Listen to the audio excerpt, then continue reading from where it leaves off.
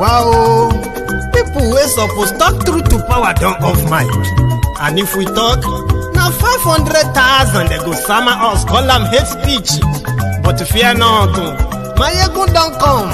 Him go torchlight every corner, nooks and cranny of all these bad people where they spoil our country.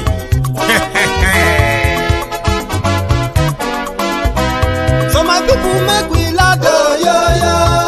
Maiyegun don come, oh, yo, yo. My people make we shout, oh, yo, yo. Maiyegun don come, oh, yo, yo. Maiyegun don come, man of the masses, oh, yo, yo. Maiyegun don come, oh, yo, yo. Maiyegun diary Politico, oh, yo, yo. Maiyegun don come, oh, yo, yo. This one not the off in mind, oh, yo, yo. Maiyegun don come, oh, yo, yo. And in the touchlight every corner, oh, yo, yo. Maiyegun don come, oh, yo, yo. Okay, some people be they holla say they want the power. Chai, them be promise us say we go get light and power. Nah. Them hustle sote they can't get the power. But now they know they do anything with the power. Sure. Every day, dollar just they get the higher power over naira. Still them talk say make we off mind. But thank God say Maiyegun don come. So my people make you loud, oh, yo, yo. Maiyegun don come, oh, yo, yo. My people make we shout, oh, yo, yo. Maiyegun don come, oh, yo, yo. Maiyegun don come, man of the masses, oh, yo, yo. Maiyegun don come, oh, yo, yo. Maiyegun diary Politico, oh, yo, yo. Maiyegun don come, oh, yo, yo. This one not dey off in mind, oh, yo, yo. Maiyegun don come, oh, yo, yo. Person where they do evil, no one make person talk. Them say that Maiyegun, that man too they talk. He too they talk. Say Maiyegun diary, he they hot like pepper. But every day, then they take money in bulk. Woman picking, they the street they hawk. Still them talk say, make we no talk. But thank God say, Maiyegun don't come. So my people make you loud, oh, yo, yo. Maiyegun don't come, oh, yo, yo. My people make you shout, oh, yo, yo. Maiyegun don't come, oh, yo, yo. Maiyegun don come, man of the masses, oh, yo, yo. Maiyegun don come, oh, yo, yo. Maiyegun diary Politico, oh, yo, yo. Maiyegun don come, oh, yo, yo. This man not dey off in mind, oh, yo, yo. Maiyegun don come, oh, yo, yo. Maiyegun don come, oh, yo, yo. Good morning, good afternoon, good evening to you from wherever you are watching from. This is Maiyegun live. I am live on Facebook. I'm live on YouTube. I'm live on my personal page as well. So wherever you probably, see this video, you are welcome. Thanks for joining me. So the development from Nigeria, as usual, because it's like episode by episode and it is never ending. But one certain thing that is indisputable is the fact that Nigeria is now the textbook definition of a failed country. And I'm going to take you through that this afternoon. To those who still believe that Nigeria can still be saved, rescued, you have no idea of what you are talking about. Today in Nigeria, like never seen before, Nigerians are more divided. Nigeria is more ruined. Nigerians are more killed. Terrorists are champions. And talking about them will soon become a crime. You shouldn't talk about them. A country that their own military cannot protect their citizens, but they are willing, ready to obey the directive of religious crooks called sheikhs, speaking on behalf of terrorists, telling the military, the security, what they should do or how they should treat terrorists. Meanwhile, the citizens themselves, many of you, who are the victims of all this terrorism, who will be victims of the terrorism for those who haven't yet, because the whole insecurity in Nigeria as we speak is being democratized, just like what we would expect from the Nigerian democracy, which is a fake democracy, by the way. But one thing that is being democratized in Nigeria is the injustice. Do you know that the fact that your government can protect you and you don't have any right to protect yourself, or they will send their soldiers after you? That alone, that abuse alone, that you can't defend yourself is enough, in my own opinion, for you to know that you are living in a failed country. Let's get started. When this lifeless Mugu was in America, watch this. Mr. President, welcome. And I've been a student of Nigeria for many years. And first of all, I want to tell you that I have never seen such a hopeful attitude toward Nigeria and the United States as since your election. So I think we all here want you to succeed. My question relates to another area of Nigeria that hasn't gotten much attention during this trip, and that is the Niger Delta. It's a challenge that you're going to face. I wonder if you would tell us how you intend to approach it with particular reference to the amnesty, bunkering, and inclusive development. Thank you. Inclusive government. Inclusive government. You know, how we include, women, youth. I see. Yes. I hope you have a copy of the election results.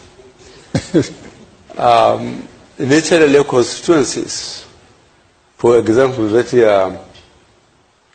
gave me 97%, cannot, in all honesty, be treated on some issues with constituencies that gave me 5%. I think this is a political reality. While certainly there will be justice for everybody, everybody will get his constitutional right. But while the party in constituencies, by their either sheer hard work, they made sure that they got their people to vote and to ensure their vote count. They must feel that the government has appreciated the effort they put in putting the government in place. I think that's really fair. That was the genesis. For those of you who have no clue, how come all of this happened? That was the Boko Haram in Washington, D.C. in 2015, just a few months after they came to power.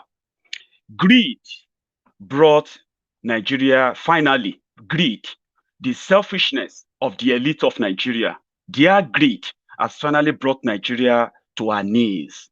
Their greed, from what we gathered, those who have become victims of kidnappings in northern Nigeria, especially the recent ones, and even Sheikh Gumi, the Kaduna Osama bin Laden, that is now the national negotiator for the bandits and all these terrorists, they said these guys were promised. They promised this guy that if you help us bring Nigeria down, when we gain power, we will reward you. And when they gained power, just same way they told you about 97% versus 5%. That, once the people who gave me 97%, they must be seen to enjoy more than the people who gave me 5%. That was the same promise. The 97%, among them are these terrorists who are taking over Nigeria now. It is a non-stop jihad. It is something they brought them to do in Nigeria if they had lost the 2015 election. So the greed, the selfishness of the Nigeria political elite has finally brought Nigeria to our, unfortunate knees. Let's take it from the start. Today, 5 years or 6 years ago, when these criminals were jumping up and down, doing this, if you can remember. We work with you. to build a Nigeria that is not corrupt. I bring you a message of hope.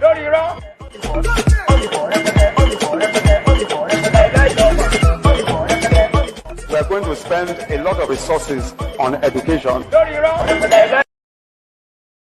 Lies. Boko Haram released a video today, and that video is a 16 minutes video, right? 16-minute video of young boys, child soldiers that they are recruiting, training, and ready to unleash them on Nigeria. In 2014, when the onslaught of Boko Haram was at its highest, these criminals cashed in on that, and they said they will get rid of Boko Haram in 3 months. In 3 months, when they came to power, Boko Haram's attack reduced. And immediately we got to November, Boko Haram attacks started coming back, but the Fulani terrorist attack started at, imagine. Then before we know it, banditry, as they manage with their media friends to change the name of the terrorists from Boko Haram to Fulani terrorists, then to bandits of today. So in 6 years, APC, egbekegbe, including their partners, those of them who brought them to power, in 6 years, they have now given Nigerians the Nigeria they want you to have, which is a Nigeria where you have to negotiate for your own life. Not because the government will be able to protect you anymore. They can't.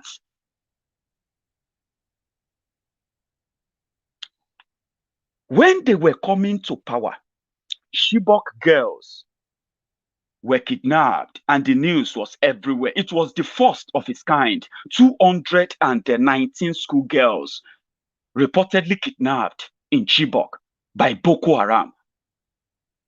2 days after, Shekau uploaded the videos of Chibok girls in his custody. People were asking, how did Shekau manage to move 219 school girls undetected, despite the presence of the military? And even though, with the presence of the military in Borno, how did they manage? It was the first of its kind. And it was like, that was it. If nothing was done, if people didn't do anything, Nigeria was going to blow up. So they cashed in on that. The people who organized the kidnapping cashed in on that to gain power. Today, they are governors, they are senators, they is president. You have them everywhere. They have access to everything. And you will think, that should never happen again. How? It is unthinkable. It is unimaginable. Like, even if you say there is no security, but once they begin the attack, what about the parents? What about the community? Are they unable to actually raise alarm to the point that the security can respond, the helicopters and the Air Force and all that can respond? This should never happen again. It was the last thing that so many people wanted to have with Jonathan. They don't want to listen to anything anymore. How could that happen? Then Bukwari offered to be the savior, the chairman of those who will end up kidnapping you and offering you conditional citizenship now. So if you call yourself a Nigerian right now, you may not know. What you are indeed calling yourself is that you have what is called the conditional citizenship. And do you know that since this APC, egbekegbe, since they came to power, over 870 school children have been kidnapped. Can you beat that? Chibok must never happen again. This is the last part of it. The military is involved. They must be covering up the terrorists. There must be terrorists in Jonathan's government. It was an easy sell. Something is not right. Of course it wasn't. Something is not right. How could they take 219 school children? How? But guess what? The people who were screaming, wondering, surprised, shocked, that Boko Haram could kidnap 219 school children. That was impossible. They didn't want to listen to the fact that those who were supposed to be the police intelligence, the DSS intelligence, the military intelligence, even the what do they call them? The tactical force or tactical team, the special force that will go after crimes like that. The people who are supposed to discover crime before they happen, DSS, But we didn't know then anyway. The DSS didn't detect that. Everybody was asking questions. What happened?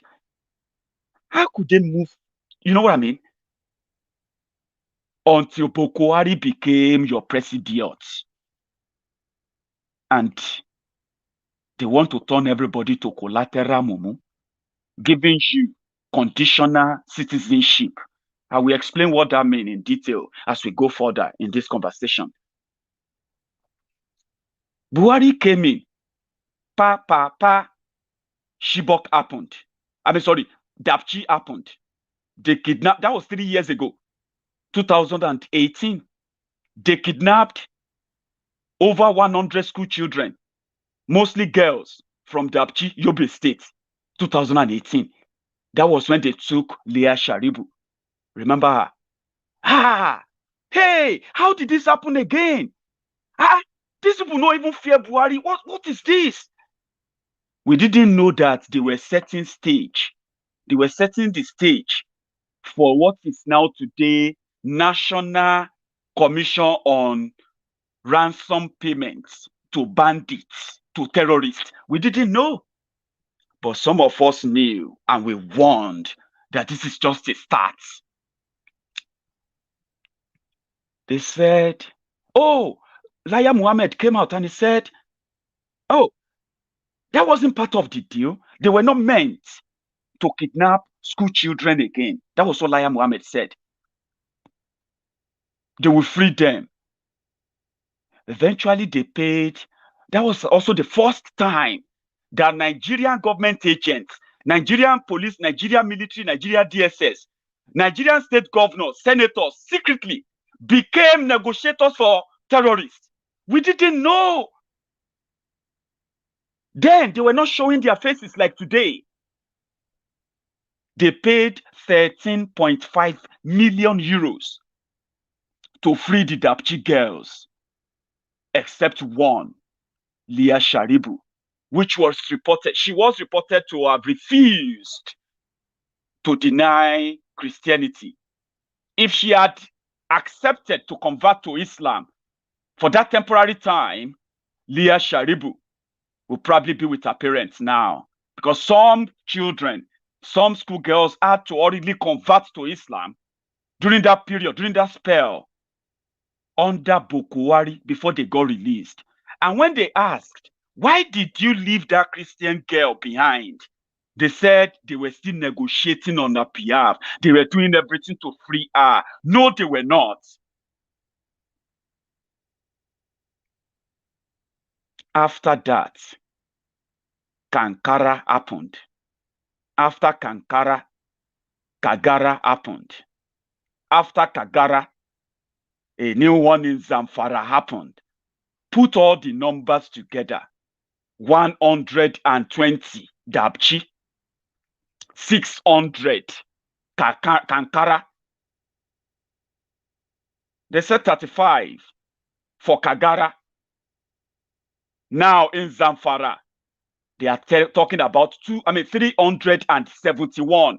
Add the numbers together. School children kidnapped under APC, egbekegbe, and tell me what is the true definition of a failed country. Tell me. The presidency came out. The reason why we haven't gone after, we haven't chased after the bandits is because they have human shield. The people they have kidnapped, they surrounded them. So if we go to them, we are going to have casualties of victims. So that's why we don't want to go into the forest and rescue people. That's why we don't want to go into the forest and arrest the bandits. That's a lie. That's not true. How could that be true when governors are meeting bandits in public?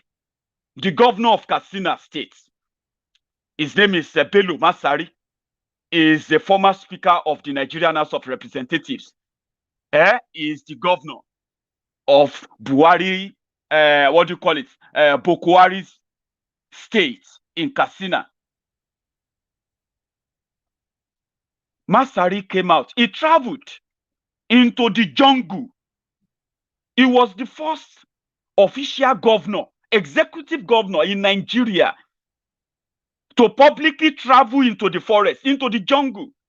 And he met with the leader of the bandits, kidnapping the people that elected him as governor. Do you know those who provided security for him when he went to meet the terrorists? Nigerian military, Nigerian DSS, Nigeria police. And they are all there with their guns, which they were ordered to leave behind in their cars. They should not walk closer to them with the guns, or else they will kill everybody.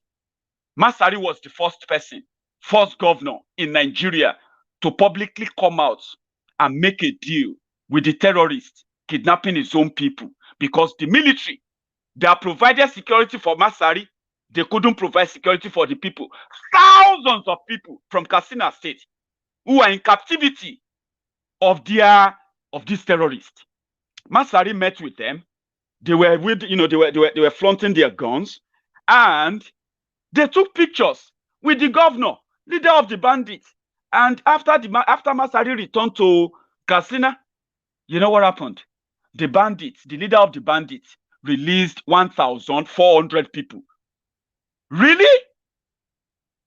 Somebody has the power to keep Nigerians in captivity in Nigeria until in the same state, until the government went there to make deal. They released 1,500 people. And we later realized that they were paid over 300 million naira for the release of those people. They kept orders. But something happened after that. When Masari returned, and they took pictures of the newly released captives, and they did the usual, the usual media up and all of that, the guys continued to kidnap people more. The bandits kidnapped more. So Masari now gave intel of their route to the camp of the bandit. He gave the intel to the military. So military now send their own soldiers there to go and, weed them out. Do you know what happened? The bandits killed 14 Nigerian soldiers. This was just within a week that they were taking pictures with the governor. 14 Nigerian soldiers killed, murdered, and the leader moved. Since then, there has been no peace in Katsina State again. Meanwhile, Bello Masari, who paid 300 million naira to bandits, came out and he said, it is a very, very wrong thing. Don't ever make deal with terrorists. That was what Masari said. You can Google it. After Masari, the governor of Niger State, who happened to be the current state where they have about 5 different terrorist groups. Nigerian soldiers don't go after them. Nigerian DSS is not investigating to arrest them. Even if, and they know all their camps, like Gumi said, the governor, the person that is campaigning for you to accept the terrorist is the governor of Niger State. Watch this. I also understand some of these bandits are tired. They need to be looked after. They need to be we need to train them, to engage them. I think bandits needed to be looked after. That's what I said. To look after them. They are tired. That's the argument going on right now. And that is a definition of a failed country. the responsibility of your government is to keep you safe, right? If that government is unable to keep you safe, then that government ceases to exist. In a country whereby the bandits, you can call Nigeria your Nigeria, you can call it the Bandit Republic of Nigeria. You can continue to be part of that. Nobody will hold you to it or hold you against that. Keep it, okay? And bury it. Like they say, the last person to leave Nigeria should lock the door and throw away the key. When we say last person that will leave Nigeria, there are those who want to still be part of Nigeria. Nigeria is going to, because today, many people agree, many groups, many ethnic groups, many people agree that Nigeria has collapsed.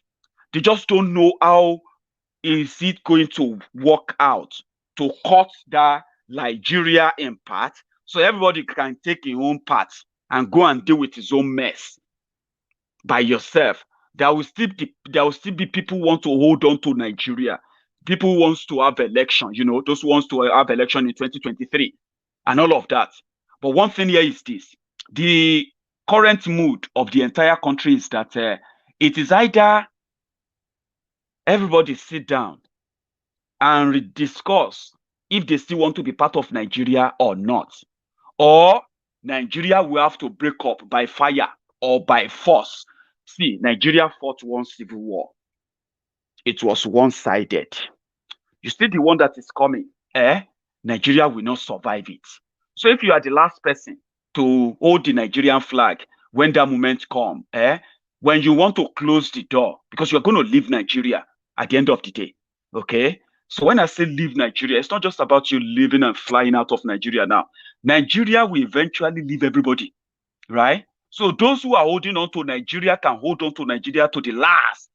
Yes, there will be people too that will hold it to the last. But you, that will be that last person. When you finish, when you want to close the door, make sure you lock the door and throw the key away, because you will never see that Nigeria again. You know why? When the impunity got so entrenched in what they brought in as a government, Miyetti Allah started their own national vigilante. Who is Miyetti Allah? Why are you not worried? How come Miyetti Allah is here to use their vigilante to protect the school children in northern Nigeria? At least, that is where you have 70% of the total land in Nigeria. The northern Nigeria holds over 70% of the land mass of Nigeria. Why is Miyetti Allah not using their security forces to protect the school children in the north, since Boko Haram cannot protect you? Miyetti Allah now is now security agent. Miyetti Allah is now government contractor. Miyetti Allah is now the spokesperson for the terrorists in Nigeria. Sheikh Gumi, the national negotiator, the commission of banditry in Nigeria. Now, that's the country. So if you look around, you will see Yorubas we have to protect ourselves. So, no, forget about the Omo and the Yorubas. I'm not talking about them. I'm talking about the real Omo called Yorubas, okay? Let those who wants to have election in 2023 continue to for that period. I mean, hopefully. It will be very alarming if indeed all of this is about the politics of 2023. But some people say perhaps that's what it is about. Whoever is instigating, supporting all this, funding all this because of politics of 2023, well, that is very sad, because what it means, you may not have a Nigeria for 2023. I mean, that's the truth. The way we are going, the tension in the land now is so high. The level of discontentment, the level of disenchantment, of frustration in the country now is so high that for me, I'm not about to be discussing about 2023. It is to discuss about 2021. Can we survive 2021 to December as one united country? That is the real issue. The clock is ticking. We are sitting on a time bomb. And that is why whoever is in any position of responsibility in terms of governance today should be having sleepless nights as to how do we curb this insecurity and how do we begin the process of uniting the people again. Because the people have perhaps never, in my lifetime, never been as divided as this. Are the people really divided? Or is it a superficial division when we talk about politics? The level of suspicion, mutual suspicion, has risen very, very high. Distrust. Then the distrust between the government, those who run our affairs, and the people has never been as high as this. I mean, just go on the streets and do a voice pop and ask people how much they trust their leaders. The level of distrust today is very high. It's as if the leaders are living in their own world. A situation like we said, Nigerians are saying, you mean hundreds of Nigerians are being killed every day and thousands are being kidnapped every day and the president does not see it fit to address the people? What kind of a president do we have that doesn't consider it to address the people, call for calm, assure, even if you are not succeeding in the war front, keep assuring the people that your appointee.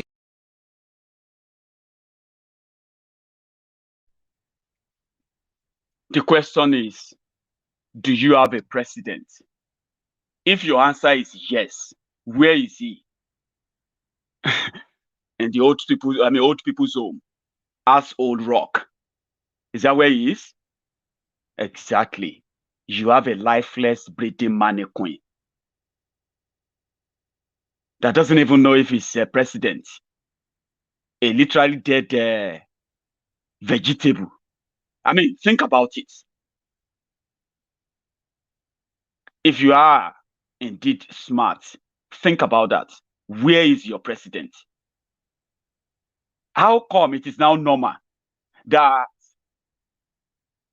within just 3 years, they have kidnapped over 800 school children? But because they haven't kidnapped you, I told you, it is democratization of injustice. You will get your share. It will go round. That's something that is so unique about the injustices in Nigeria. It's been democratized. It will go round. You will feel yours. Everybody will have theirs. When they finish eating their enemies, they will start eating their friends. When they finish eating their friends, they will start eating themselves. Is that not happening now? For 6 years, they gave bandits, terrorists, the open check to do whatever they like. For 6 years, they were busy putting together state policies that protects only terrorists, giving amnesty to terrorists, rehabilitating terrorists when they are still killing and kidnapping people. No prosecution for those who have committed these crimes. No end in sight for this terrorism. All they have been asking is, you either take the condition for peace, or we will just let everything go on and go up in flames. What kind of country is that? A failed country. It may be tough for you to know, to agree, but it's not really that tough. It is just your mentality that is playing game on you. And I understand too, it doesn't matter how educated you are, how exposed you are, or how rich you think you are. Yeah? With what they have done to the psyche of average Nigerians, none is spared. And I'll continue after this. Example, textbook definition of a failed country. We will take it to another level next. Watch this. Mr. President has no respect for the National Assembly. We must hate, and that's the painful part. Our resolutions don't mean anything. Our bills that are passed are not assented to. The more you say it, the more annoying it is to the president. He will never change them. Therefore, Mr. President, please, I want us to have a cursory look at Section 143. Section 143 is not about removal of Mr. President. There are certain actions that the National Assembly can take. I am not saying the president must be removed. No, it will be premature. But let us take a resolution signed by 1/3 of us, of members of the National Assembly, and sent to him. That again, we are not prodding him, we are compelling him. That, Mr. President, we want to inundate you with the insecurity in this country. In my position, I'm not asking for his impeachment. I'm asking that he be compelled. Is Mr. President waiting for us to bring a formal motion to the floor of this House to say we've passed a vote of no confidence? Is that what they are waiting for? We should sit down within ourselves and say it as it is and take appropriate actions. Mr. President, if you have any problem with that, allow the Senate to do it. We understand your position. You're in a difficult position. But let me tell you, Mr. President, God will ask you. Wallahi. This is not the end. The Constitution is clear. It did not limit what we can do. We must call the attention of our president. We voted for him. Nigerians voted for him to the fact that we are consistently, as a government, failing in our responsibility under Section 42B. There should be a specific resolution in that one. It's a constitution. All of us here, just our colleague earlier today, swore to uphold the Constitution. The presidency is not an award. It's a call to duty. And when you call a man to duty, he must be dutiful enough to know when the buck stops on his table. And right now, Mr. President, the buck, as far as security is concerned, stops squarely on the table of Mr. President. This government is what? Is a failed government. You are living in a country that cannot generate 5,000 megawatts of electricity for the population of 220 million people. That is the country you are living in. However, you are also living in a country that cannot refine its own crude oil after 60 years. Now waiting on Dangote to help them stabilize oil. In your own mumu mind, Dangote is coming to help you crash, help you crash the petroleum price because it's going to be buying it in naira. In your own deluded mind, limestone that is being used to produce cement in Nigeria, Dangote, the highest producer or exporter or whatever of cement in Nigeria, source for 99% of its raw materials from Nigeria locally, but yet a bag of cement, Dangote cement in Nigeria, is the most expensive in the entire Africa. You can even buy Dangote cement from outside Africa and bring it to Nigeria to sell it in Nigeria, and you will still make profits. You know why? Because it is the monopolistic, capitalistic economy, chronic capitalistic economy that they all enjoy, drilling you, dripping you, telling you your government can't do something. Because if your government should do it, those criminals that you see around there, who does nothing other than just being close to government, run your country aground, completely erase their competition, all for just one person to continually determine how do you survive the next night.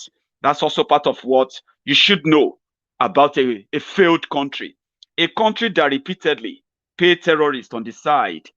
Like Amechi said, one day you will agree that it is better to come out and tell the elite to F off. I'm saying this because I won't be the first to say it. A failed country like Nigeria that can't protect our own children.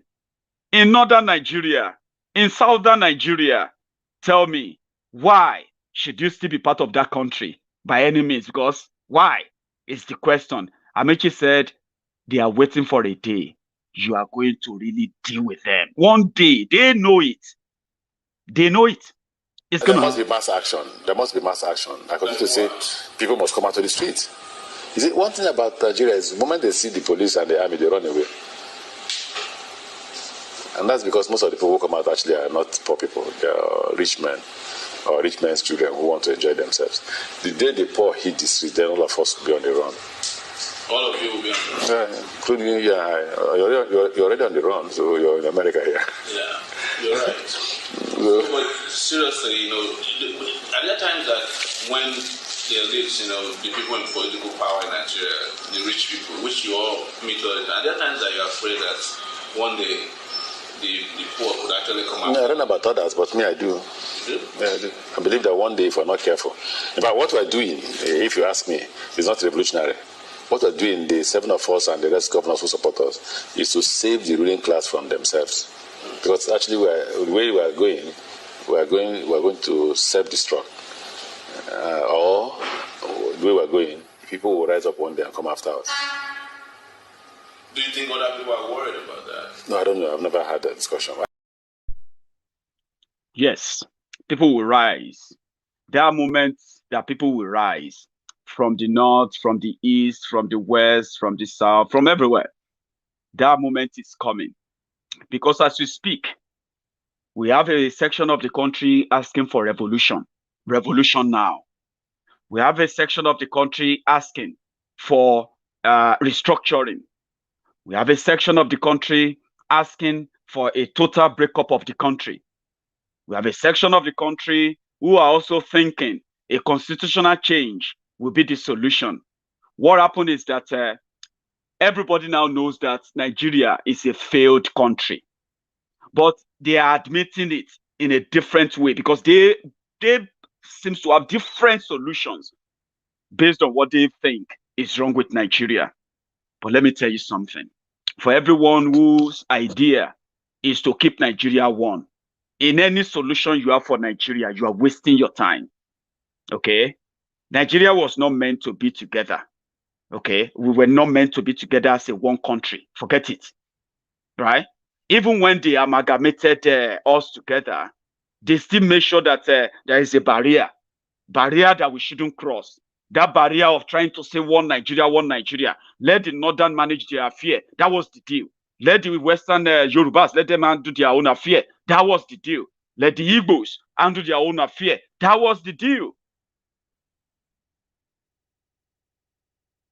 Until 1966. When Kaduna Ezeguku brought in Aguiyi Ironsi, the counter coup 6 months later, led by Muritala and co. And the subsequent coup, killings, forcing everybody to accept that there's going to be one country by all force, by all means. That is the genesis. So don't think in your own mind, in your own genius mind, in your own brilliant mind, that your solution to Nigeria is so superb, is so unique, is bulletproof. If the idea is to keep Nigeria one country, you are wasting your time. You are just kicking the can down the road. It is just a matter of time. And one thing that will finally happen, if everyone keep playing the ostrich, or keep playing or living in denial, what will finally happen is that there will be a civil war in Nigeria.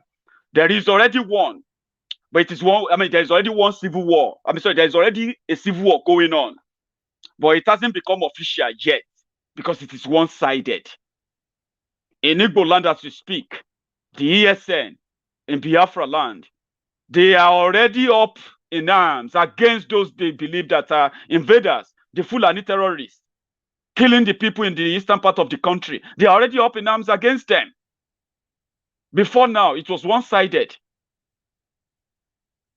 One-sided war. Fulani will come to your area, ransack your village, kill your people, burn your village, burn down the village, and tell you never to return to that village again. It has always been one-sided. They have met little or no resistance from the locals until now. Now, this is what will make it a civil war. The civil war there will mean as long as Nigerian army continue to lie to the people that the reason why they can't go after the bandits and the terrorists is because they have human shield, people they have kidnapped, or they have this or that. The people know the terrorists. They know where they are. The communities who have become victims of theirs, especially in the southern Nigeria, they know where they are. We will go after them. That's the right thing to do. So we know that once you do, like they are doing to the ESN in Biafra land, as you are watching this video, the Biafrans came together, right? After reporting different attacks, consequent and endless attacks on their people, on everyone in different communities, from Enugu to Olu, from Owerri to Aba, from Aba to Onitsha, to all these areas where they are already attacking people in different smaller communities. People were sharing their stories. They were writing and calling on government to do something. They were calling on government to do something to help them, calling on the military and the police. No, they won't help them. But every now and then, you will see the Nigerian military with their own battalions, fully kitted, ready to shoot and kill anybody waving the Biafran flag in Biafra land. While the terrorists are also busy traumatizing the lives of the people in the communities, the farmers, the women, the children. Their media houses are not reporting them. Then the IPOB, the leader of the IPOB, Mazi Nnamdi Kanu, threw out the gauntlet and he asked them, would you defend Biafra land? They said yes, they would defend the Biafra land. The soldiers that are supposed to protect them are busy killing them for holding flags, for holding phones, camera phones, for waving flags and waving placards. They are shooting and killing and kidnapping them rather than go into the forest and save the farmers. So in a nutshell, ESN was birthed, and Nigerian military are not going after the terrorists. The Igbo governors are not building on that momentum to know that that must be what their people want. Why not build on that momentum? Use your good offices and give legitimacy enough to ESN. Give them that cover. Let them know that if Nigerian soldiers kill any ESN, any attack on ESN is an attack on Igbo land. You should be able to say that as an Igbo man. You know why? Your people are being killed and they have nobody to report to. Yes. People are being killed on their way to farms. Just same way me as a Yoruba man, I am here every day asking my Yoruba brothers to use their common sense. That you haven't been killed or attacked does not mean that those who have been attacked are less humans. People who are supposed to protect them are hiding the news, suppressing it, killing the news. But they can't kill the reactions of the people. The leader of the IPOB then, said, well, if you are ready to protect Igbo land, then let's do it. And they raised an army. They didn't even raise the army to fight Nigeria. They raised the army to go into the forest. To go into the forest and fish out all the illegal occupants there. We didn't know there are that many. Who gave them the land? The story is not different from what we are having in Yoruba land, where we have a Wakilu in a Barapa land, in Yoruba land, in Oyo State. And the governor of Oyo State is playing diplomatic relationship with him. He cannot send his own Operation Burst to go after Wakilu, kidnapping and killing people, destroying farms and destroying livelihood in Ibarapa land. As we speak, they came out to give us a rumor that Wakilu, that the people of Ibarapa, that they have used Oro to send Wakilu away. It was a lie. As you are watching this video, Wakilu is in Ibarapa land. He has also increased his army. More fighters have arrived to help him in case if the Yorubas want to be like the Biafrans with our own ESN. And let me be honest with you, Wakilu's rearmament in Yoruba land has the backing of the federal government of Nigeria, has the backing of the Nigerian military, has the backing of the Nigerian police, has the backing of the Nigerian DSS, has the backing of some of the traditional rulers who are now probably having a rethink, sacrifice the lives of your people for whatever peanut they are going to pay you, or keep quiet because they are going to intimidate you and all of that. Some of them are having rethink now. So that is the story. Same story in the eastern part of Nigeria. Their governors have abandoned the people. They are doing everything to kill the story. The people who are victims have nobody to report to. When they go to the police, they will say, are you not IPOB? Why don't you call Nnamdi Kanu to save you? They treat them like second-class citizens, so they don't go to the police to report all this attack anymore. Even when they do report or they arrest or apprehend the criminals, they will still get released. That is the story. Now that the ESN are up and protecting their forests, and more people can go to farms, women can now go to farm their farms safely. They are not going, with under the fear of kidnapping, rape, or even death. Just for 3 months, the ESN came into operation. ESN did not receive the blessing of the governors of the eastern Nigeria. Rather, they have increased their attack on their own fellow brothers and sisters, their own fellow Igbos, for political profits, political profits. So the people who are now against ESN, who are intending to protect their own region and territory, are the same people who failed to protect the people, the government. So think very well before you completely disagree with Nnamdi Kanu when it comes to the action of the ESN. Our situation is coming to the same in Yoruba land. That is the picture of a failed country. Even in Igbo land, where you have Igbo policemen, Igbo soldiers, Igbo guys who are working in security outfit and all of that, they are working against their own people, hunting their own people down to be killed for the sake of Nigeria. Meanwhile, the people who are killing the people or kidnapping the people, raping and killing women in Igbo land, no single of them has been arrested, prosecuted, or jailed. Think about that. In Yoruba land, they came up with Amotekun. Do you know why we started Amotekun? It was because Yorubas knew then that we are no longer safe in the hands of the police, this military, the DSS, and partly the federal government. In fact, the federal government of Nigeria.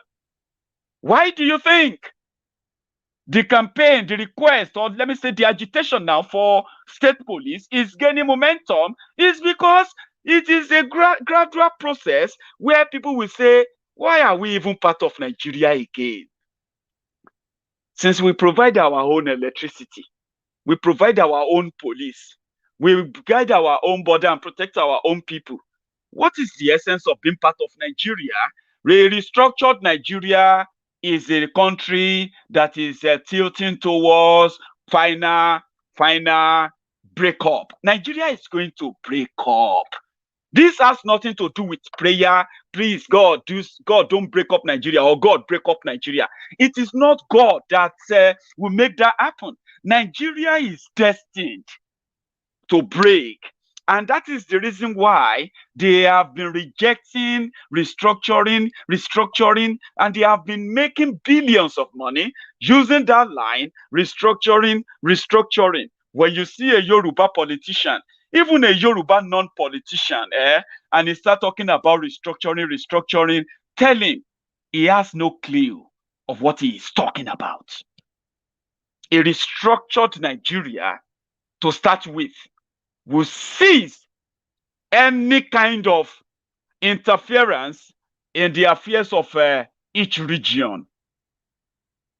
Anything that still gives any control to any federal government in Nigeria, trust me, will never be accepted as a restructured Nigeria. A restructured Nigeria comes with this: control your resources, control your own affair, do your life as you want time, and if you like, pay some percentage of your money to the center to feed some goats. that would be interested in, just sitting around and claim to be representative of Nigeria. That is a restructured Nigeria.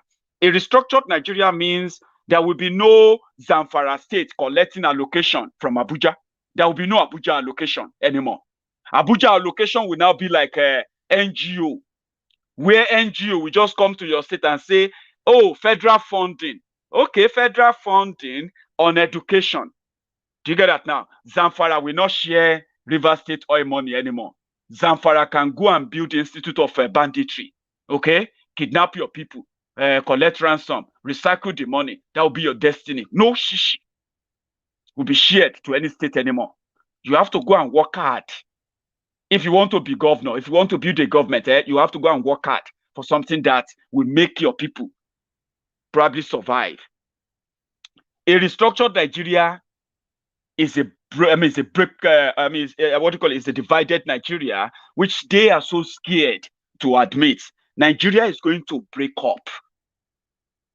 It is not a prayer. It is not a request. It is destined to break up. What they are doing so far is just laying the foundation for the eventual breakup of Nigeria. Okay, so they gave us Amotekun.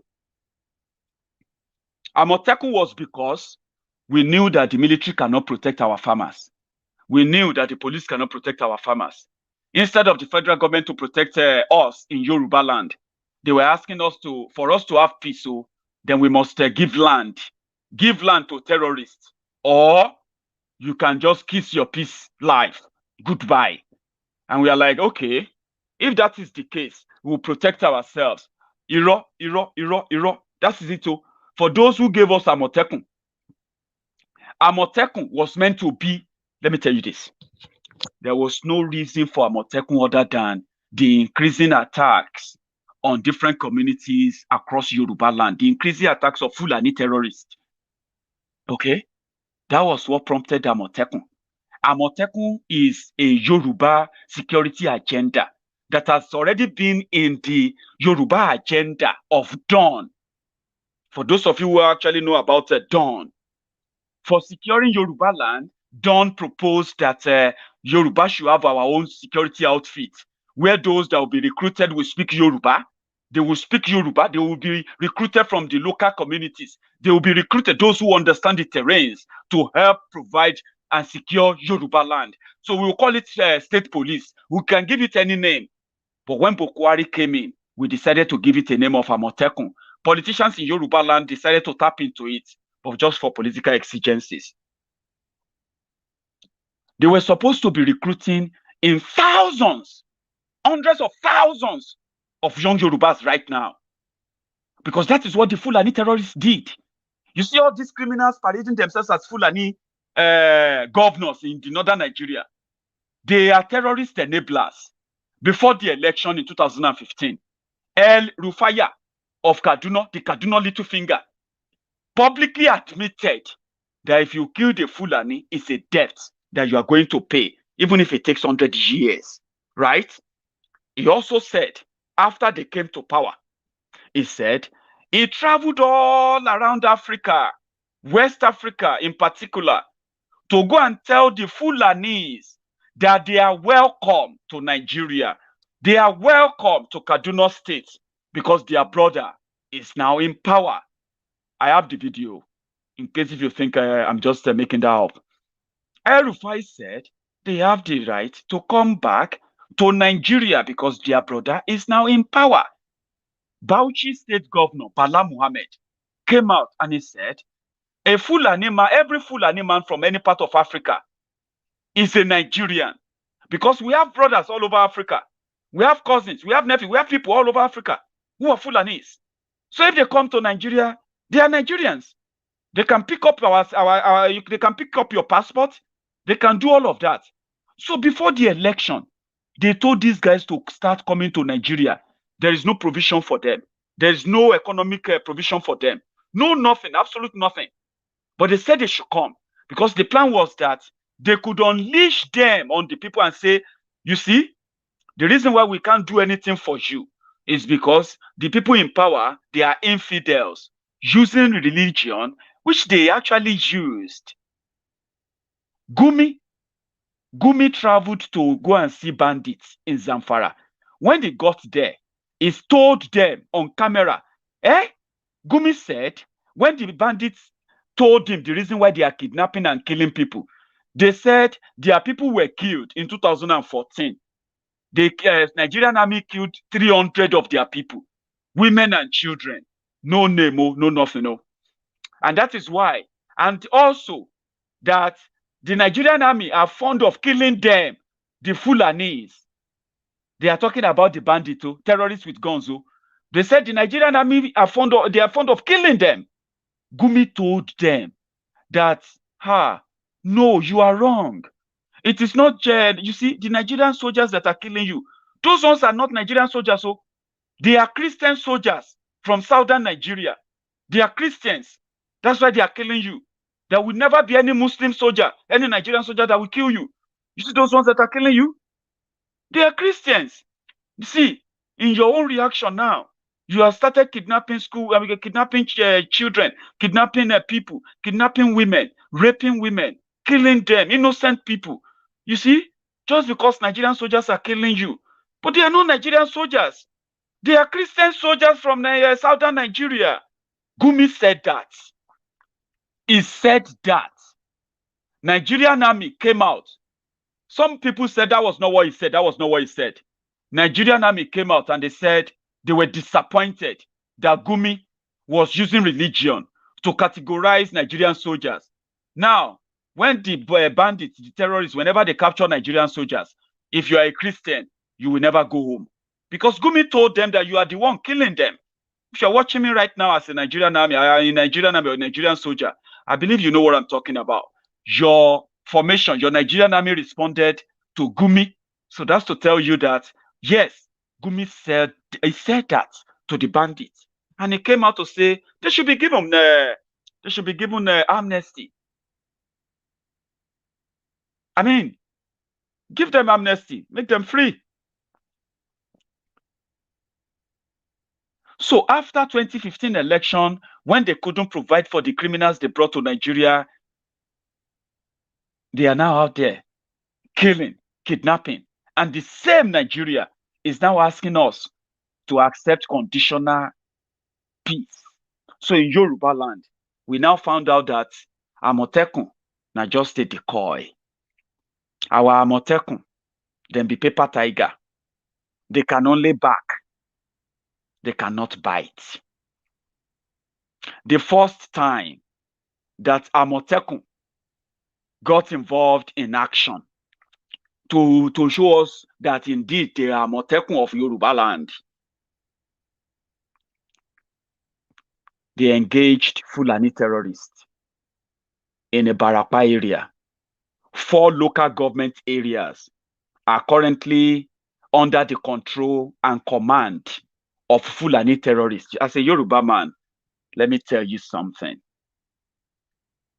When they talk about siege, Yoruba is under siege. It hasn't just turned to war yet, because Yorubas haven't started fighting back. You know what I'm talking about?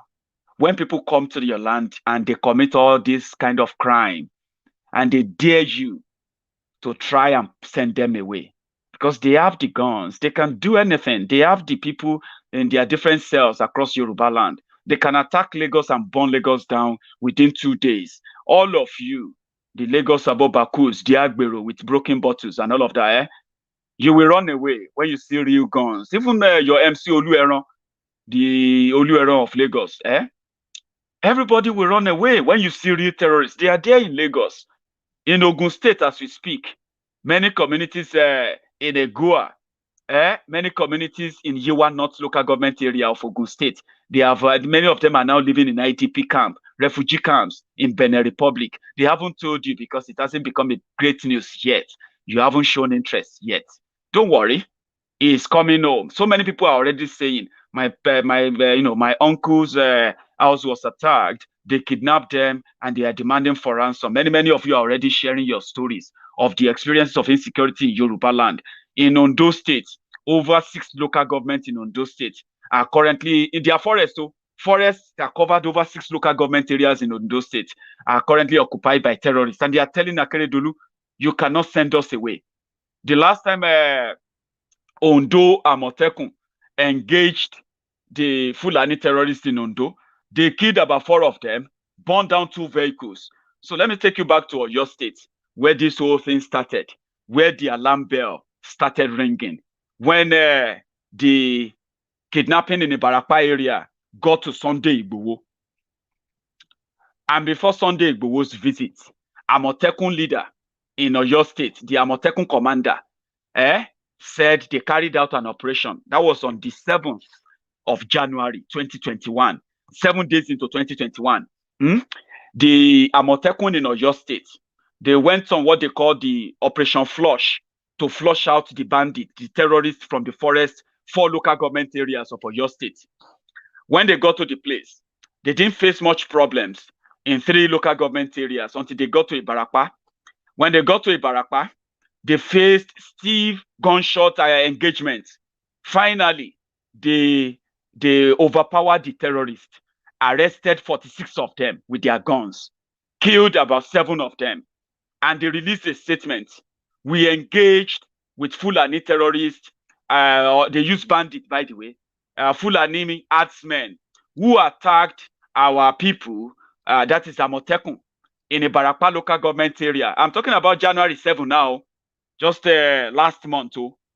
Yeah. So they released the statement. We picked up the news. We saw the evidence of those they killed. We saw the evidence of those they arrested. But within 24 hours, the story changed. All of a sudden, they said the people killed, they were not Fulani terrorists. They were just criminals who were involved in kidnapping in the area. And the 48 people they arrested, they were not Fulani terrorists.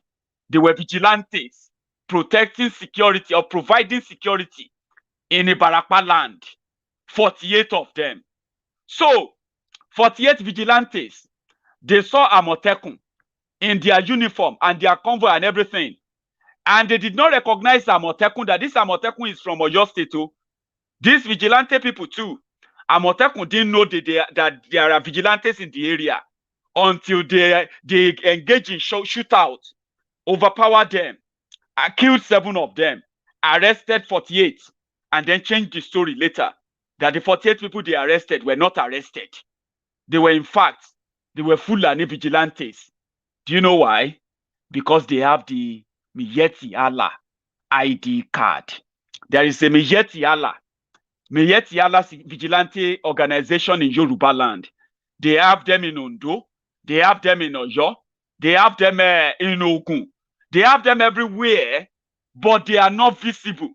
They are only carrying their own ID card until you encounter the terrorists. Once you arrest them, when you search them, you will see a Nigerian police ID card issued to them or Miyeti Allah Vigilante ID card issued to them. So this is the ID card, the license to kill that they walk about it. And they walk about in Nigeria. Sam boy, Sonny, you are an idiot. I just have to tell you. You actually got my attention, okay? Racism is when you think it is right to walk into, we call it trespassing, okay? There is no land that is free. You see all those lands you see everywhere. They don't belong to the government. Government might have used their own fiat or whatever decree to accumulate and steal people's land. When they steal people's land, they are holding it in trust still. That same government cannot give that land that belongs to people to other people to appease them from killing people. 70% of the land in Nigeria is in northern Nigeria. What is a Fulani man doing in Okeogun? Killing the people, the farmers, kidnapping them, and claiming that he has been living in that forest for 20 years, for 30 years, and nobody can send him away. Living on a land, uncharted land, because you have been on challenge of it for 30 years.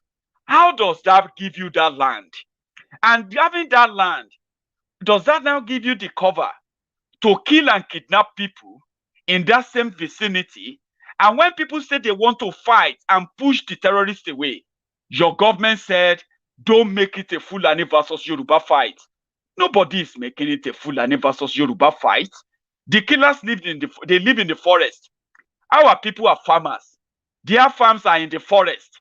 On their way to farm, they get kidnapped or killed, and they cannot fight back, and they cannot even call the name of their killers because they don't want to be accused of being tribalistic or something. You are an idiot. Take that from me. It is just the honest truth. You probably will hear it from anybody with your fake account. Okay? When people say, leave our land, leave our land, we can't report you to government. When you kill, we can't even get you arrested. There is no court in any part of Nigeria. Are you telling me that with all these reports, the police in Nigeria, the military in Nigeria, they have no tool, no resources to arrest at least those who commit the crime, so that the victims will not feel like they have been shortchanged, they have been cheated? And you don't think that is racist for a Fulani man to go to a Yoruba man farm, graze his cow on his farm, destroy his entire farm, and when that Yoruba man stand up to him, he get attacked, get killed, impossibly killed? Don't you think that is racist? That Fulani man feels like he can do that, and Yoruba man cannot report to the police. The police will bury the case, and a Yoruba man cannot fight that Fulani man. When he says Fulani, he will say stop being racist. But we have Fulani men and women, their family members who are living in our cities. You have Fulani men and women who are schooling in Yoruba land. You have Fulani men and women, families in Lagos, in Ogun. They are not living in the forest. What gives that one that lives in the forest with AK-47 the right to graze his cows on the farm of somebody else, trespassing? Isn't that racist? I mean, what makes that Fulani man untouchable when he trespasses and commits crime? Maybe you are going to send me back to the police. Yes, you are going to tell me to report it to the police. You must be daft if you think that trick will play up on everybody. Report it to the police, then blame the police. Of course, we can sit down there and blame the police, blame the military, blame the government, and wait to be killed, while we watch the same government, the same military, the same police give soft landing, amnesty, rehabilitation, money to terrorists that kill us. Isn't that racist? If a Fulani is so powerful that he can carry AK-47, graze on a farm that doesn't belong to him, graze on the land that doesn't belong to him, he doesn't think that he should have a ranch and raise his cow on his own farm. He doesn't feel like that. So a country that says a Fulani man can do all of that and cannot be punished because they cannot be punished. Isn't that racist? You are an idiot for the third time. I just want to I like reminding you. You come to my farm, a Fulani man with 200 cows. I just borrowed money to cultivate land, grow some crops, help the country, stop the hunger, and grow something. I borrowed money to do that. And midway, I paid people to work on that land. Then midway, your cows graze on them, destroy everything. And I decided to pick up my camera and say, look at the Fulani herdsman destroying my farm. And the only thing you can pick from that is me to stop being racist. You are a madman. I think being an idiot is an understatement. You are a madman. How does that make sense to you? How? Or when we sit back and say, where is the government? And you watch terrorists being paid money and their victim being shown up for, being propped up for photo ops And you're like, are we going to wait till that become our own fate too in Yoruba land? The Igbos, the Biafrans have taken their own destiny into their own hands. Even though they have to fight two battles, fight Fulani terrorists, fight Nigerian army who are the terrorist enablers, the people that will not go after those who who kidnap and kill children, those who are recruiting young children for terrorism. The Boko Haram war, this banditry war, will last for another 20 years in Nigeria, no doubt. So if you are looking to keep one Nigeria, then you are likely going to have to get used to this. Gunmen in Nigeria on Saturday released 27 teenage boys who were kidnapped from their school earlier this month. Their release was met by tearful loved ones. On February 17th, 42 people, including 27 students, were abducted by an armed gang that stormed a secondary school in Niger State. One boy was killed during the raid. One remains in the hospital, according to the Niger State governor. Also on Saturday, police mounted a search for 317 school girls who were abducted Friday in a nearby state. Concerned parents waited in the school compound for updates. One of them said he was hopeful his daughter would be brought back home, saying the captors were bandits. They are already after ransom. So I believe when the government settle with them, they will immediately release our daughters. Schools have become targets for mass kidnappings for ransom in northern Nigeria by armed groups whose agenda is unclear. The highest profile school kidnapping was that of more than 270 schoolgirls abducted by Boko Haram from the town of Chibok in 2014. Around 100 girls remain missing. Bandit Republic of Nigeria. Once government settles them, this is what they are asking us to get used to. This is what I call conditional citizenship. Banditry has come to stay. Yoruba land, Igbo land, the Hausa land, Fula, everywhere. Banditry has come to stay. Accept it, embrace it, get used to it, so that we can live in peace. Conditional citizenship. Who wants a conditional citizenship from Nigeria? Definitely not me. I don't want any conditional citizenship. A conditional citizenship is where government who's supposed to protect you will ask you, your land or your life. Conditional citizenship. That is what Nigeria is offering our citizens. Offering our citizens now. Why should you settle for conditional citizenship? It is all up to you. It is solely up to you. With what they have done, and Amotekun crippled, just the story I was telling you about Amotekun in Yoruba land. Oyo state government denied that they engaged Fulani terrorists. That was the beginning. Oyo state started threatening people, warning people to watch what they say. Operation Bust, which is also in Oyo state, apart from police, military, DSS, everything. They have something called Operation Bust. Operation Bust cannot keep the people of Ibarapa land safe, not from Wakilu anyway, as we speak.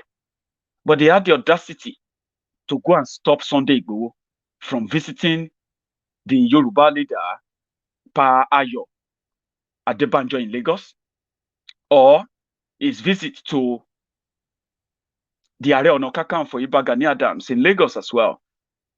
This Seyi Makinde sent his Operation Bust to stop it. For what?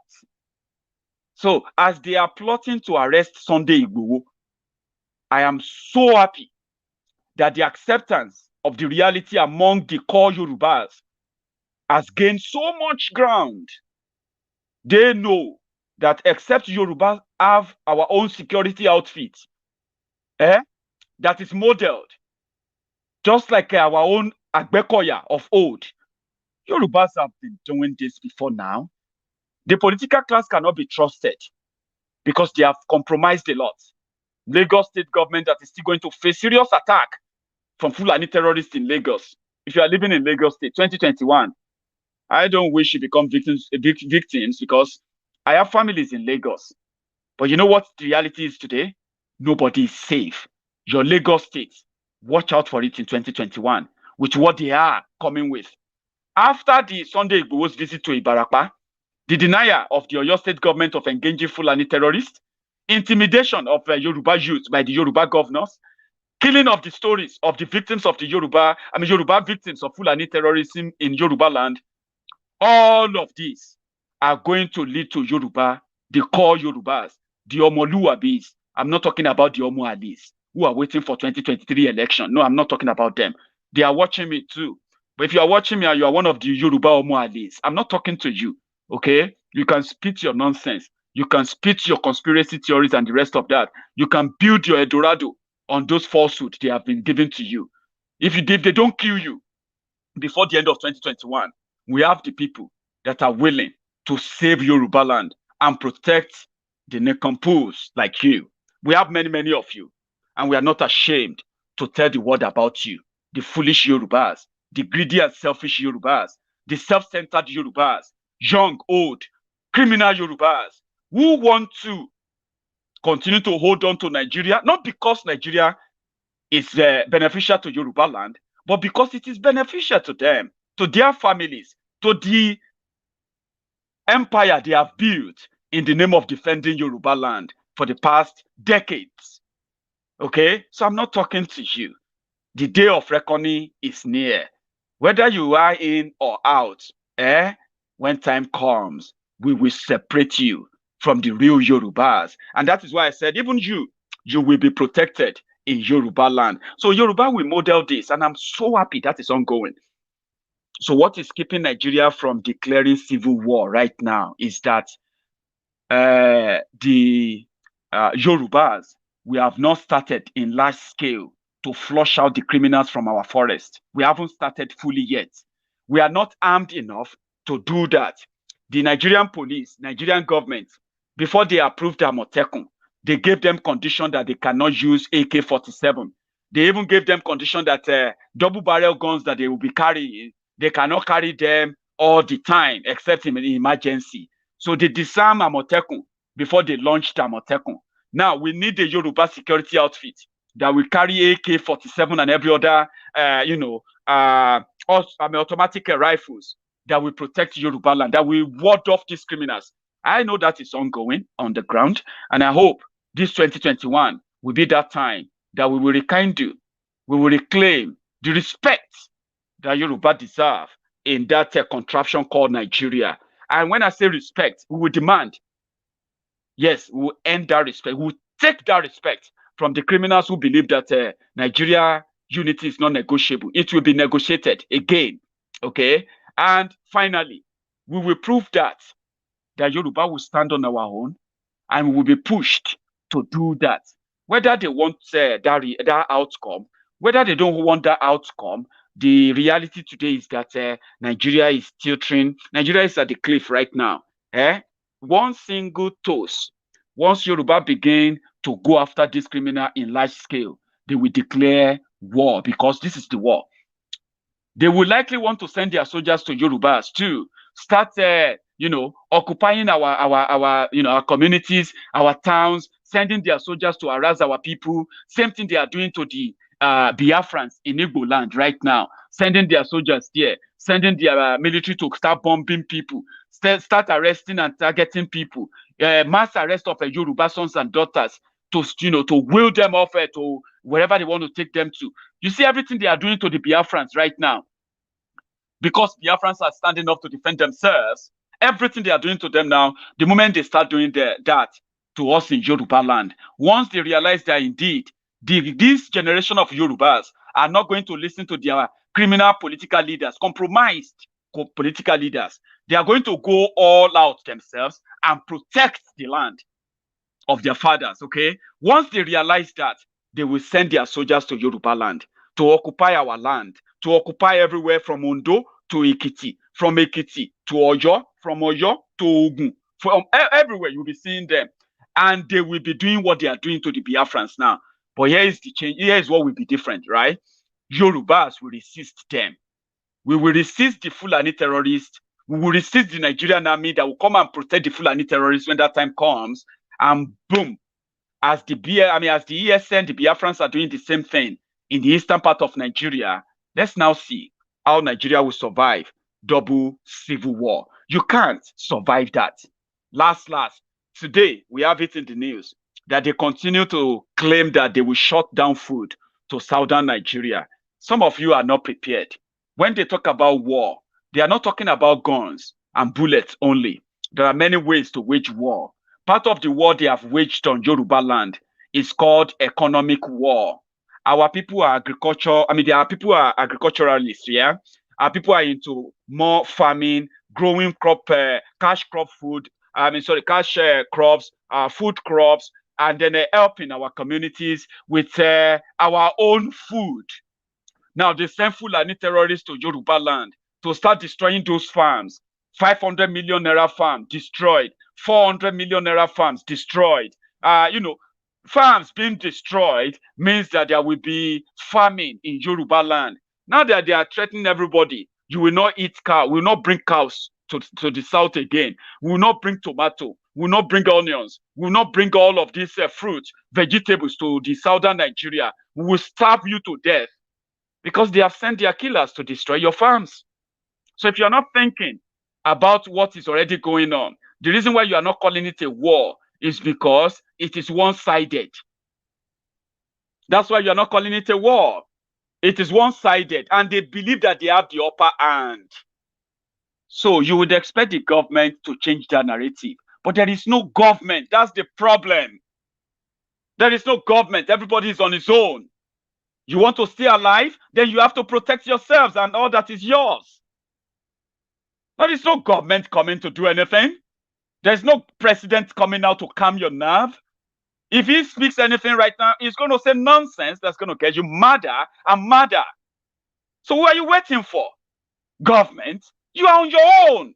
So when you now realize that even on security, you are on your own. There is no police, there is no soldier, there is no DSS coming to protect you. And if you say anything about it, their DSS will locate you within 24 hours. They will arrest you. But the same DSS will never locate those who are killing you. Think about that. So if they stop their food, if they stop their cow, they want you to come begging because they have destroyed your farms anyway. Yeah, they are destroying your farms every day.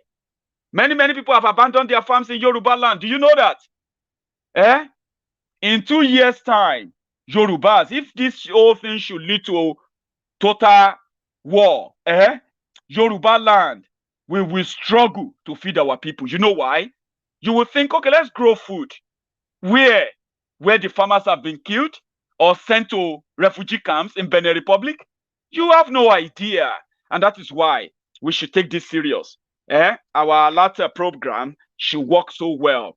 We should ensure that our people from different communities in Yoruba land, they have access to a one-click emergency line to tell the world whenever they are under attack. That is the one weapon that we must be very, very, very, very ready to use. Information. Let the people in the local communities in Yoruba land, let them know about what is going on. I'm doing my best to connect Diaspora Radio to some of the local radios in Yoruba land. It's a big one for me. It's a big one for my team, but we are working around it. Whereby some of our messages will go directly to them in Yoruba land, right there on their radio. Do yours. Give them means of reaching out whenever any community is under attack in Yoruba land. The Yoruba warriors from nooks and crannies, home and abroad. Yoruba warriors, I'm calling on you, the Agbekoyas, old and young. It is time to begin that solo mobilization. It is already late for that mobilization, but I believe that we can link up with, and we can link ranks, connect and connect ranks from this team to the other team. Build us an army, please. Save Yoruba land, please.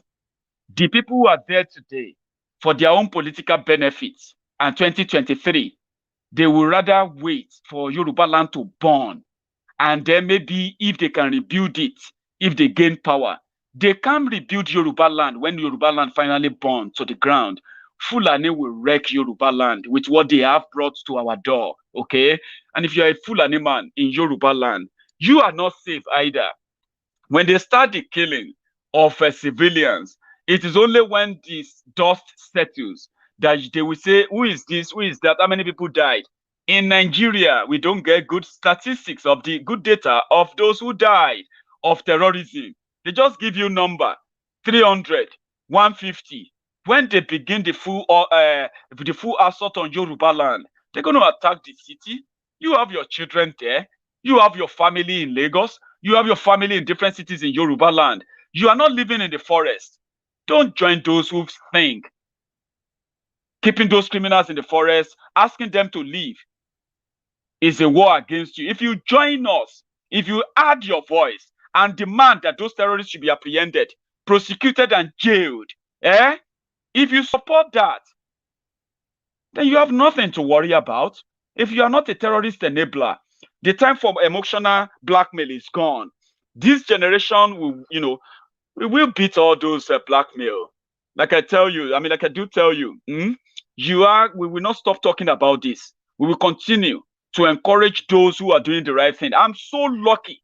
Some of you don't know that I know that I'm so lucky that I am prominent enough that I have people who actually make things happen, who listen to me, reasonable people, intelligent and well-connected people who sit back and say, Maiyegun, I agree with you.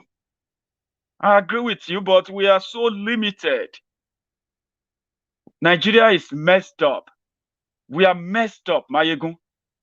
But they listen to me all the time. Do you know why I won't stop talking? Because they continue to listen to me until that spirit that will tell you to do it right. Break Nigeria up. Break Nigeria up. If you love Nigeria, break up Nigeria to save the lives of the people. Or else, nobody is safe. Whether you are a Fulani, Hausa, Yoruba, Igbo, from wherever you are from, no one is safe. If you don't break up Nigeria, you don't love Nigeria. Because if you don't kill Nigeria, Nigeria is going to kill you. You are living in a country that is a textbook definition of a failed country. A country where the people should be grouping, coming together to fight the terrorists that has invaded them. But how can you fight a terrorist? The terrorists that are invading you, when they were invited, when they were guests of your politicians. Now they have turned it into a multi-billion-dollar industry. Kidnapping for money.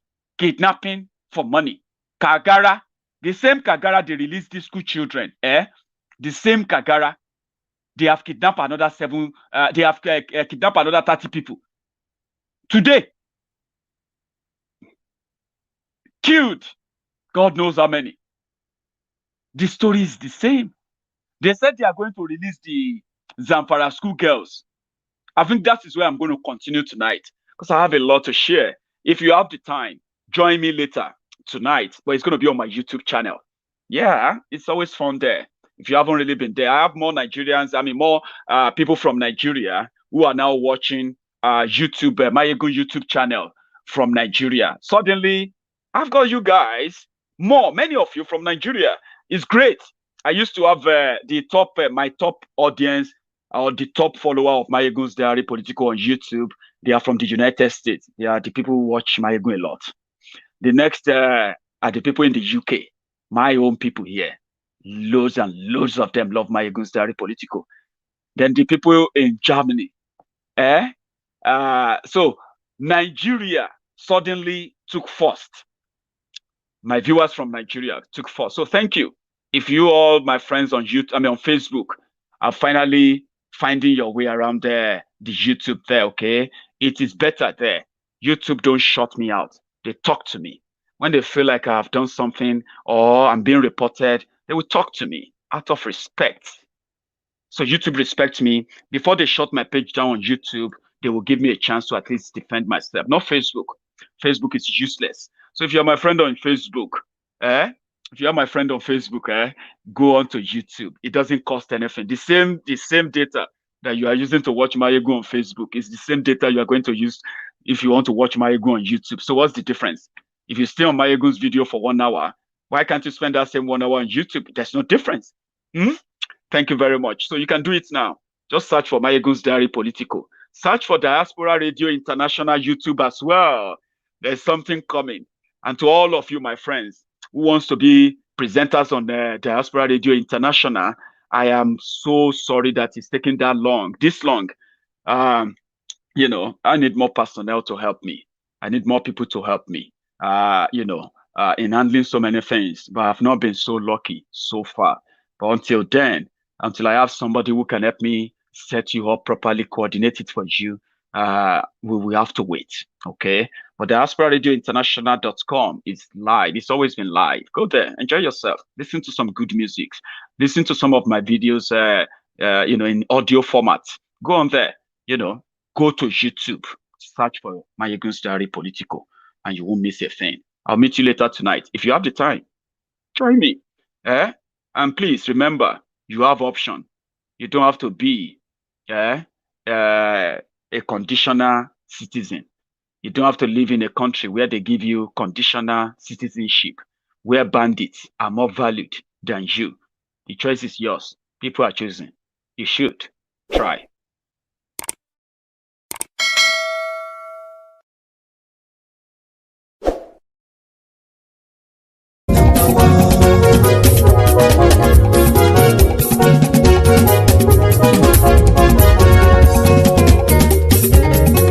Àní ẹ̀sùnra kì í. Maiyegun ti dé. Maiyegun ti dé. Ọ̀jẹ̀lú ẹ̀sùnra kì í. Maiyegun ti dé. Àní ẹ̀sùnra kì í. Maiyegun ti dé. Lórí Facebook. Maiyegun ti dé. Àní ẹ̀sùnra kì í. Maiyegun ti dé. Lórí YouTube. Maiyegun ti dé. Àní ẹ̀sùnra kì í. Maiyegun ti dé. Bọ́ bàbá gbé wúrẹ́. Àní ẹ̀sùnra kì í. Maiyegun ti dé. Bíjó ìgbádìyẹ. Maiyegun máa bí. Àní ẹ̀sùnra kì í. Maiyegun ti dé. Pẹ̀sìdó bá rúfin o. Maiyegun máa bí. Àní ẹ̀sùnra kì í. Maiyegun ti dé. Igbó nìna kówó jẹ. Maiyegun máa bí. Àní ẹ̀sùnra kì í. Maiyegun ti dé. Ọlọ́pàá ti ń darí bá. Maiyegun máa bí. Àní ẹ̀sùnra kì í. Maiyegun ti dé. Aṣòfin tí ń rúfin o. Maiyegun máa bí. Àní ẹ̀sùnra kì í. Maiyegun ti dé. Òpùrọ́ olóṣèlú. Maiyegun máa bí. Àní ẹ̀sùnra kì í. Maiyegun ti dé. Ọ̀jẹ̀lú ẹ̀sùnra kì í. Maiyegun ti dé. Àní ẹ̀sùnra kì í. Maiyegun ti dé.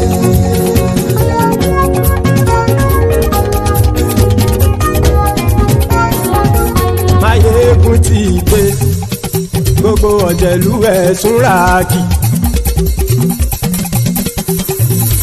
Maiyegun ti dé. Gbogbo ọ̀jẹ̀lú ẹ̀sùnra kì í. Ṣùgbọ́n ní bá ti ṣe èyí tó yẹ kí wọ́n ṣe, ọmọ bá dèrò ní fi wọ́n níran o. Maiyegun ti dé. Gbogbo ọ̀jẹ̀lú ẹ̀sùnra kì í. Maiyegun ti dé. Gbogbo ọ̀jẹ̀lú ẹ̀sùnra kì í. Ṣùgbọ́n ní bá ti ṣe èyí tó yẹ kí wọ́n ṣe, ọmọ bá dèrò ní fi wọ́n níran. Wọ́n fowó bẹ́ẹ̀ o. Maiyegun ó sọ pé wọ́n ò fẹ́ bẹ́ẹ̀. Wọ́n fowó bẹ́ẹ̀. Maiyegun ó sọ pé wọ́n ò fẹ́ bẹ́ẹ̀. Oníkan ṣáàtì ṣe èyí tó yẹ kí wọ́n ṣe fáwọn ará ìlú tó gbé wọn débẹ̀ o. Maiyegun ti dé. Gbogbo ọ̀jẹ̀lú ẹ̀sùnra kì í. Maiyegun ti dé. Gbogbo ọ̀jẹ̀lú ẹ̀sùnra kì í. Ṣùgbọ́n ní bá ti ṣe yìí tó yẹ kí wọ́n ṣe, ọmọ bá dẹ́rọ̀ ò ní fi wọ́n níran. Kì máa yí ṣe eré, ọ̀rọ̀ yìí kì í ṣe ẹ̀fẹ̀. Kì máa yí ṣe eré, ọ̀rọ̀ yìí kì í ṣe ẹ̀fẹ̀. Ẹni bá ti lè lẹ́bọ̀ lẹ́rù o, ọmọ bá dèrò kàṣà ìtú wọn síta. Maiyegun ti dé. gbogbo ọ̀jẹ̀lú ẹ̀ súnra kí. Maiyegun ti dé gbogbo ọ̀jẹ̀lú ẹ̀ súnra kí. ṣùgbọ́n ní bá ti ṣe yìí tó yẹ kí wọ́n ṣe ọmọ bá dẹ́rọ̀ ò ní fi wọ́n níran. tẹnitẹni ọmọ Maiyegun ọ̀rẹ́ ara ìlú mọ̀mọ́ ni mo fọlọ́run sọ ẹ̀ bá kìlẹ̀ lóòótọ́ olódodo ìlú ọ̀tá ìlú mọ̀mọ́ ni ìwọ ṣá máa ń ṣọ́ra kò sì mọ́ bẹ̀rù bọ́tà ń lé ibo níṣègùn lé káwọn mọ̀mọ́ fi ṣera wọn ni ó ti dẹrùn tí wọn ò gbọ́dọ̀ sì mọ́ bẹ̀. èèpo ọ̀bọ lọmọ bá dérò tàjẹ́ ò gbọ́dọ̀ jẹ́ ó ti jọba lórí àbínú ẹni kò sì mọ́ fòyà àìsíwọ́lu ní ẹnìkẹ́ ìgbódì ẹyin lábàrá ó kó ẹni tó bá dán wò á kàmù. Maiyegun ti dé gbogbo ọ̀jẹ̀lú ẹ̀ túnra kì. Maiyegun ti dé gbogbo ọ̀jẹ̀lú ẹ̀ túnra kì o. ẹni bá ti ṣe yìí tó yẹ kí wọ́n ṣe ọmọ bá dèrò òní fi wọ́n níran o.